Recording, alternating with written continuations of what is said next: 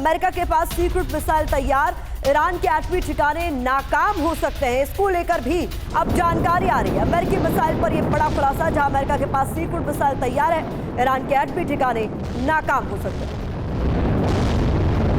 तो अमेरिकी secret missile ईरानी एटमी site का काल क्यों मानी जा रही है, यह भी समझना आपके लिए जरूरी है। देखिए, अमेरिकी वायुसेना ने गुप्त रूप से मिसाइलें विकसित की हैं। इसको लेकर अपडेट हमारे सामने है, जहां पर गुप्त रूप से ये मिसाइलें तो तैयार की गई है। मिसाइल ईरान के परमाणु सुविधाओं को नष्ट कर सकती है, इसको लेकर भी अपडेट सामने आ रहा है। किसी को नुकसान पहुंचाए बिना इलेक्ट्रॉनिक्स नाकाम किए जा सकेंगे, निष्क्रिय किए जा सकेंगे।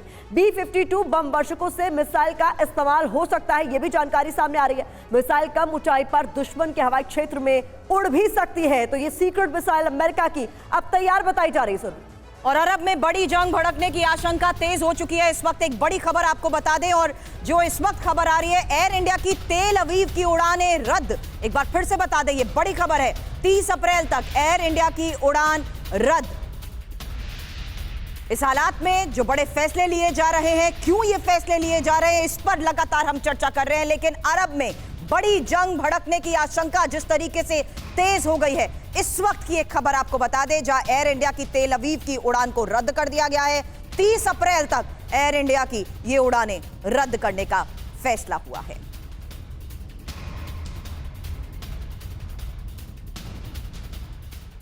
अब जब मिडिल ईस्ट में महाप्रलय तय है, तो यह भी जानना जरूरी है कि अगले दौर की जंग कितनी भयावह हो सकती है।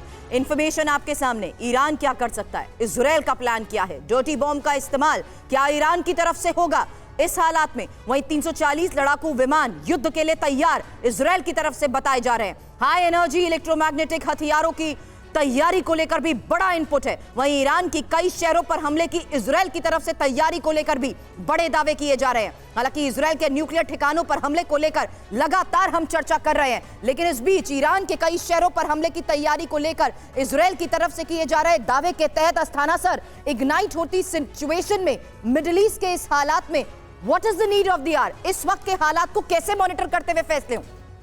देखिए, इस वक्त सारी विश्व जो है वो यही कोशिश कर रहा है कि जो डायरेक्ट वॉर है वो कंट्रोल हो, और डायरेक्ट वॉर जो ये इजराइल और हमास की जो लड़ाई थी वो ज़्यादा ना फैले। अब ये जो ईरान और इजराइल के बीच में ये जो लड़ाई हो गई है, अगर इसको कोशिश ये की जा रही है कि किसी तरीके से न्यूक्लियर ठिकानों पर, तो जाहिर है कि एक दूसरे को हमला करने की कोई भी इजाज़त नहीं दे रहा है, और ना ही इसको अमेरिका मानने को तैयार है। अमेरिका ने साफ साफ बताया हुआ है इजराइल को कि अगर आप ईरान के ऊपर डायरेक्ट हमला करते हैं तो हम आपके साथ उसमें नहीं हैं। आपको बचाने के लिए हम आपके साथ हैं, लेकिन हमला करने के लिए हम आपके साथ नहीं हैं, ऐसा उनको क्लियर कट बताया गया है। अब अगर इजराइल ने इस किस्म का और आगे एक्शन लेना है तो उसको अपने अकेले अपने बलबूते पर लेना पड़ेगा। तो इस चीज़ को मद्देनज़र रखते हुए ऐसा अंदेशा नहीं है कि डायरेक्ट लड़ाई में और ज़्यादा एस्केलेशन होना चाहिए, लेकिन तैयारी दोनों कर रहे हैं और तैयारी दोनों करते रहेंगे। वार पलटवार जिस तरीके से हो रहा है सर, इस पूरे इलाके में इस वक्त टेंशन ऑल टाइम हाई बताई जा रही है। सचदेव सर, सवाल मेरा यहाँ पर है कि हमने देखा है कि ईरान इजराइल के अस्तित्व को नकारता रहा है और उसके खात्मे की वकालत करता रहा है। वहीं इजराइल भी मानता है कि ईरान उसके अस्तित्व के लिए खतरा है। ऐसे में ये जो सिचुएशन है, जो हालात है, ये कितने और बिगड़ सकते हैं? देखिए, जो उभय पक्षी युद्ध की संभावना है, उससे पहले कई और स्टेजेस आएंगी जिसमें कि इजराइल और अमेरिका के इंटरेस्ट जो गल्फ एरिया में हैं उनको थ्रेटन किया जा सकता है। तेल के उत्पादन पर असर पड़ सकता है, और स्ट्रेट ऑफ हॉर्मुज से जो तेलों की आवाजाही होती है उस पर भी असर पड़ सकता है। रेड सी में पहले से ही तनाव है और मैरीटाइम कॉमर्स की दिक्कत आ रही हैं, तो ये सब चीज़ें बड़ी जटिल हैं और इनका दूरगामी प्रभाव होगा।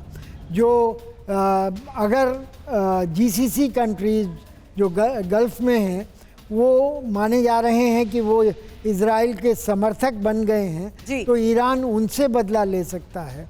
इस तरह के कई उदाहरण दे सकता हूं। और ये स्पेकुलेशन भी बहुत जरूरी है सर, क्योंकि जो बात आपने कहा, आपने कहा कि किस तरीके से इसका पूरे मिडिल ईस्ट के बदलते हालात का पूरे विश्व पर असर पड़ सकता है, उस लिहाज से ये बहुत इंपॉर्टेंट है। वहीं उत्तर कोरिया ने अब फिर मिसाइल परीक्षण किया है। एक और बड़ी खबर, अमेरिका और दक्षिण कोरिया से तनाव के बीच परीक्षण को लेकर खबर बड़ी है, क्योंकि super large cruise missile launch की गई है। एंटी एयरक्राफ्ट मिसाइल का परीक्षण हुआ है। उत्तर कोरिया ने परीक्षण की तस्वीरें जारी की हैं। ये देखिए वो तस्वीरें।